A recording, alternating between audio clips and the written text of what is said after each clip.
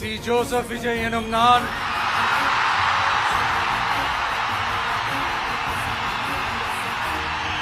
சட்டப்படி அமைக்கப்பெற்ற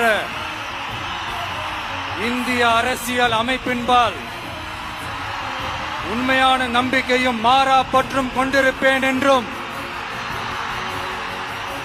இந்திய நாட்டின் ஒப்பில்லாத முழு முதல் ஆட்சியையும் ஒருமையையும் நிலை நிறுத்துவேன் என்றும்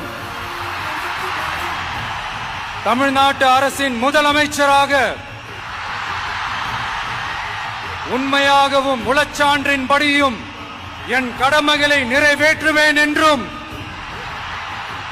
அரசியல் அமைப்பிற்கும் சட்டத்திற்கும் இணங்க அச்சமும் ஒருதலை சார்பும் இன்றி விருப்பு வெறுப்பை விலக்கி பலதரப்பட்ட மக்கள் அனைவருக்கும் நேர்மையானதை செய்வேன் என்றும் ஆண்டவன் மீது ஆணையிட்டு உறுதிமொழிகிறேன்.